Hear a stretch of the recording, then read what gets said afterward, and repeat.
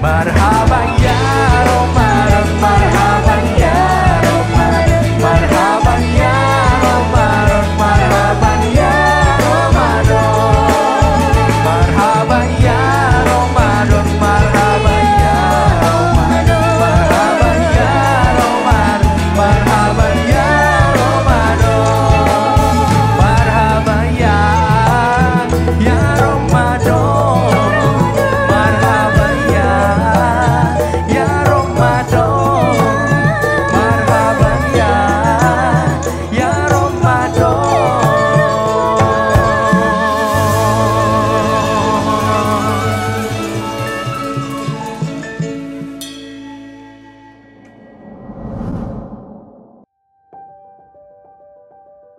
Assalamualaikum warahmatullahi wabarakatuh. Salam sehat dan salam sejahtera bagi kita semua. Puji syukur kita panjatkan kepada Tuhan semesta alam atas rahmat dan hidayahnya. Kita semua masih diberikan kesempatan untuk berjumpa kembali dengan bulan suci yang penuh rahmat, bulan Ramadan. Semoga di bulan suci Ramadan ini kita dapat menahan hawa nafsu dan amarah, serta menjauhi semua larangan-larangannya. Maka di bulan Ramadan yang suci ini, mari kita maksimalkan ibadah, berlatih menjadi pribadi yang lebih baik, perkuat iman, dan mencapai kemenangan. Di bulan Ramadan ini, mari bersama-sama kita perkuat rasa persatuan, menumbuhkan sikap toleransi sebagai bangsa yang majemuk. Ramadan sebagai momentum kita untuk berlomba dalam hal kebaikan, bergotong royong, mengulurkan tangan kita untuk sesama yang membutuhkan. Saya Ripka Ciptaning mengucapkan selamat menjalankan ibadah suci Ramadan. Mohon maaf atas segala salah dan ilat. Semoga bulan suci ini menjadi momen dalam persatuan dan kesatuan sebagai bangsa yang besar dan berbineka. Pohon cemara daunnya lebat, batang besi mudah berkarat. Untuk kerabat dan juga untuk sahabat, selamat berpuasa, semoga kuat. Wassalamualaikum warahmatullahi wabarakatuh. Merdeka!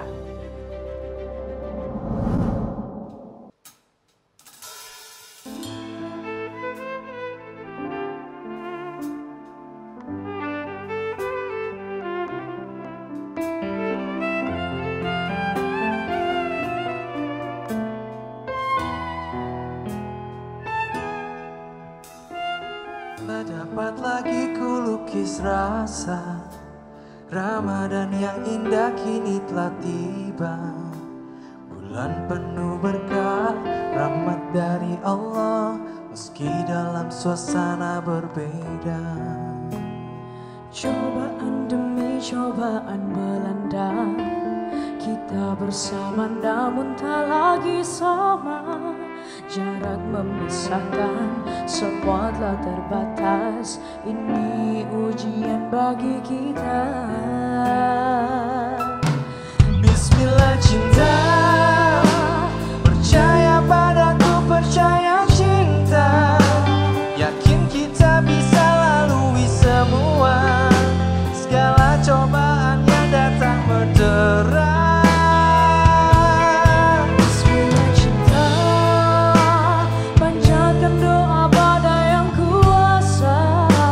Bersujud padanya dengan air mata.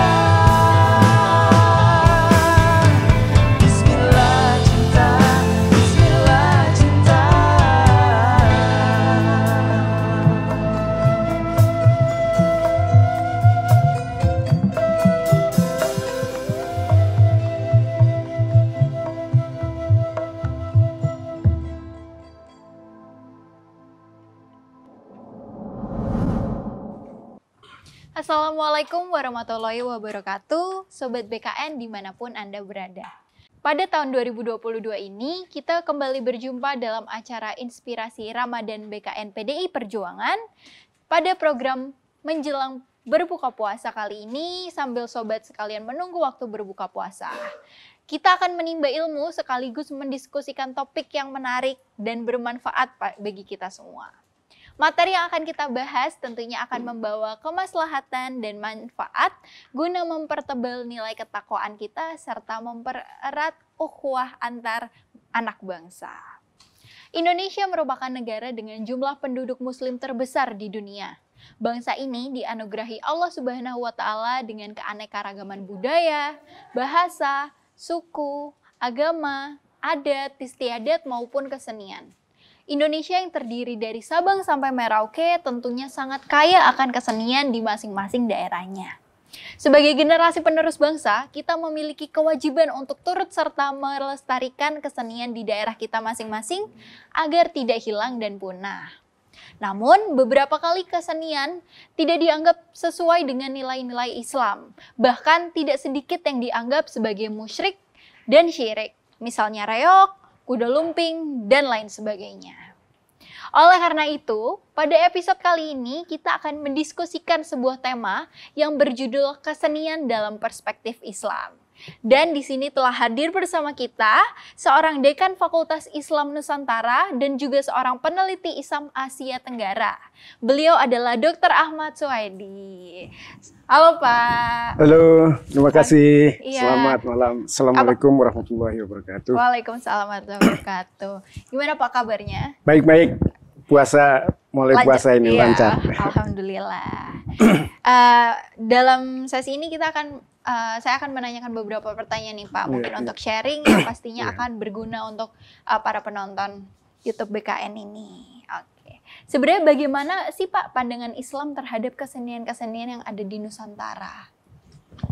Ya, jadi semua masyarakat pada awalnya sebenarnya memiliki kesenian, upacara-upacara, dan lain sebagainya ya. Menurut penelitian, masyarakat di Nusantara, sekarang ini Asia Tenggara atau Indonesia, itu masyarakat yang paling suka dengan upacara, masyarakat yang paling suka dengan event-event keagamaan, yang di dalamnya itu ada kesenian ya. Jadi kesenian itu bagian dari upacara keagamaan. Itu biasanya di daerah-daerah. Sebenarnya ini juga sama dengan masyarakat Arab pada waktu itu. Terutama sastra, ya, puisi dan lain-lain. Al-Quran itu adalah sebenarnya bersaing dengan para sastrawan jahiliyah pada waktu itu. Tetapi para ulama, para sufi dan para dai yang masuk ke Indonesia, yang ke Nusantara waktu itu, terutama di sekitar abad 14, 15, 16, saat ketika umat Islam itu jumlahnya dengan cepat naik, itu mereka itu melakukan penetrasi, jadi masuk ke dalam masyarakat-masyarakat itu yang tadi sukanya upacara dan lain sebagainya. Nah, para ulama ini, para dai, para sufi ini masuk ke dalamnya dan kemudian ikut di dalamnya dan kemudian melakukan perubahan dari dalam.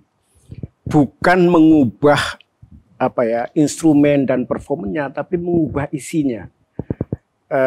Banyak sekali kesenian daerah yang sudah diubah gitu ya, misalnya wayang. Wayang kan dulunya sebenarnya sudah ada ya, tetapi kemudian dimodifikasi dan misalnya nama-nama senjata, nama-nama itu kan mirip, ada yang syahadatain, ada yang ini gitu.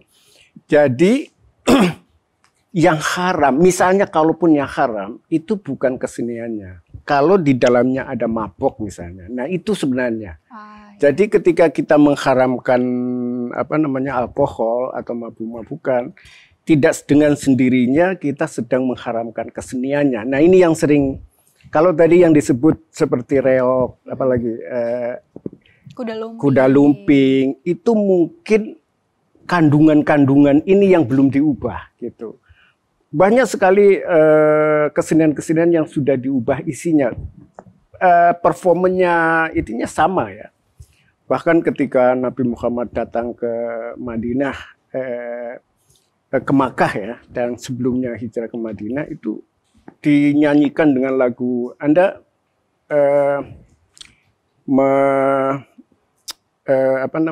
film Ar-Risalah ya, itu film ketika perjuangan Nabi, ketika Nabi dari Makkah ke Madinah itu diberi nyanyian dan dengan musik dan lain sebagainya. Itu menunjukkan bahwa di Islam itu sebenarnya tidak ada masalah dengan seni dan bahkan didorong untuk menciptakan kesenian itu.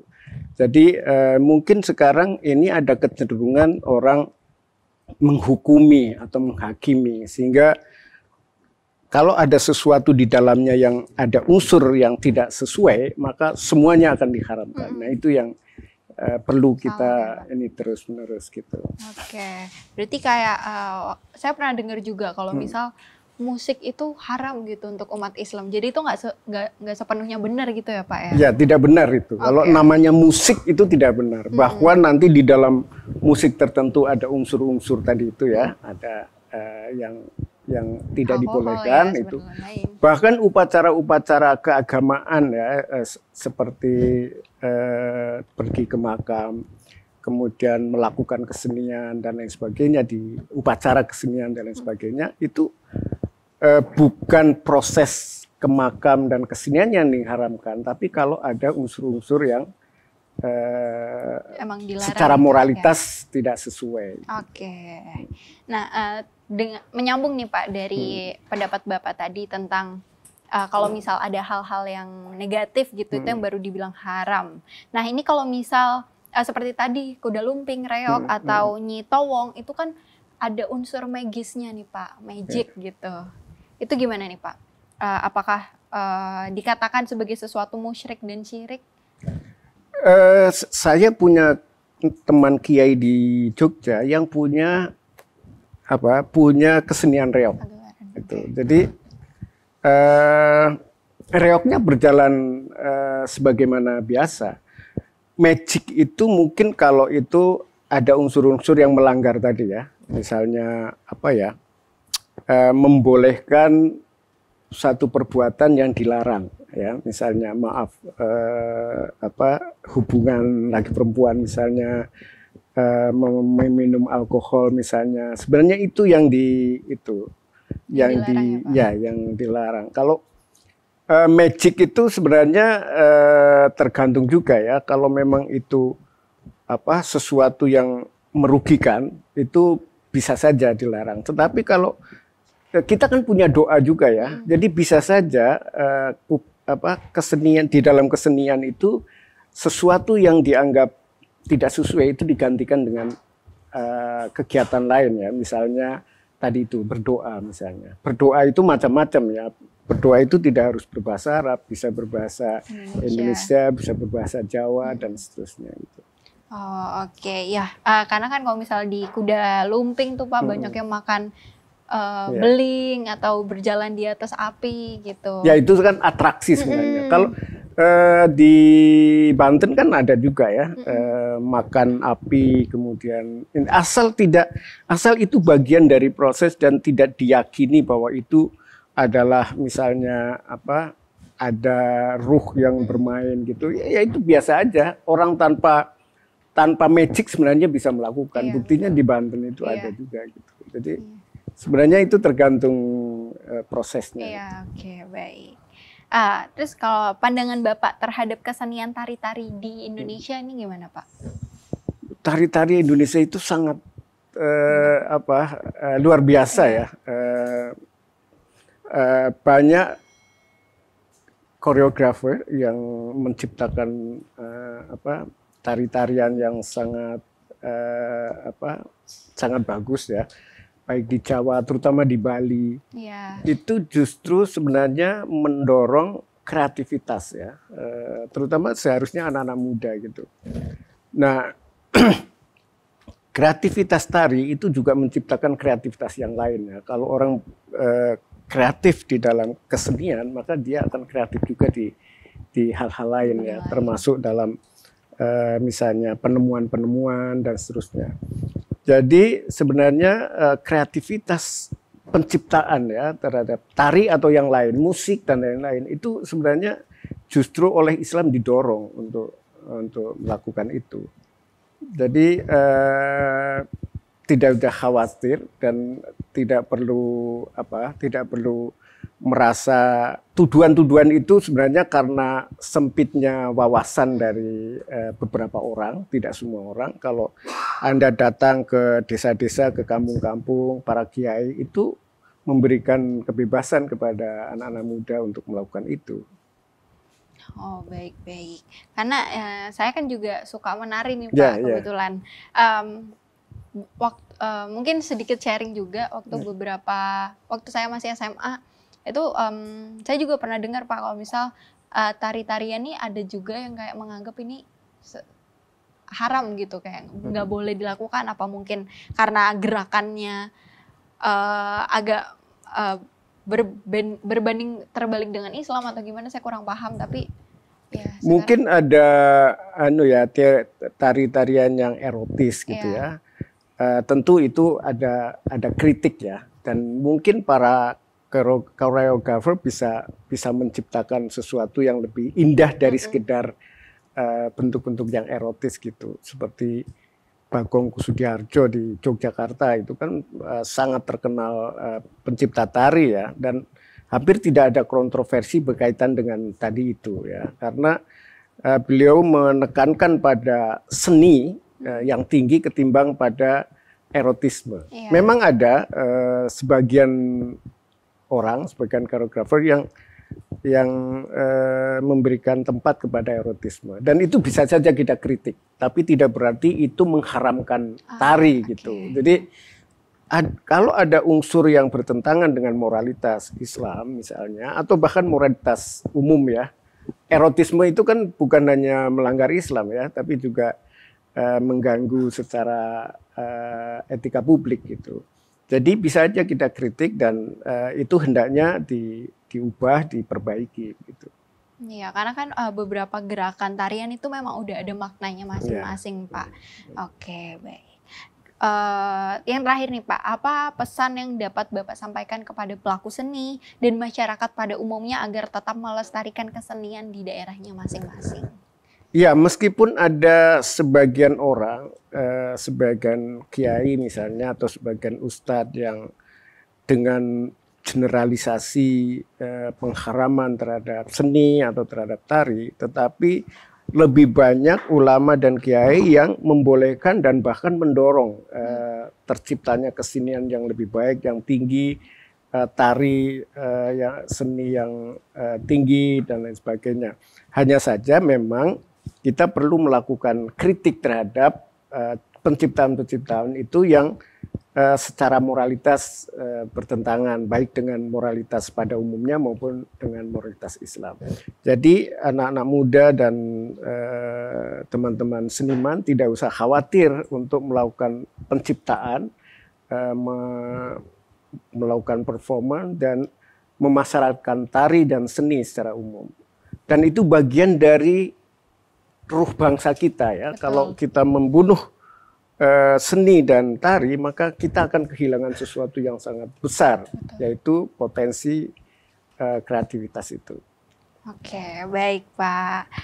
Betul banget dari yang Bapak sampaikan tadi tentang ini sebenarnya lebih ke perspektif tiap orang ya Pak ya, tiap masalah agama Islam dengan kebudayaan yang ada di Indonesia. Baik, kalau gitu. Jadi sedikit lagi ya. Sebenarnya baik, agama Islam itu tidak semata-mata berbasis pada hukum ya. Selalu yang ditanyakan itu hukumnya bagaimana hukum. Sebenarnya itu salah satu elemen kecil dari keseluruhan Islam. Islam itu penciptaan sebenarnya. Penciptakan kreativitas, saluran kreativitas dan lain sebagainya. Jadi sebaiknya tidak semua diukur dari hukum-hukum. Iya, terima kasih. Oke, baik. Terima kasih banyak Pak untuk sharingnya pada sore hari ini. Baik Sobat BKN dimanapun Anda berada, begitu luar biasa perbincangan kita pada sore hari ini. Sampai tak terasa bahwa kita telah sampai pada penghujung acara. Meski demikian, pada sore hari ini kita telah belajar banyak terkait kesenian dalam pandangan Islam. Semoga kedepannya kita dapat menebarkan keluhuran nilai Islam yang mengedepankan rahmatan lil alamin sesuai dengan tuntutan Kanjeng Nabi Muhammad SAW dan juga sejalan dengan nilai-nilai Pancasila. Selain itu, sudah sepantasnya kita untuk terus melestarikan kesenian dan tradisi setempat.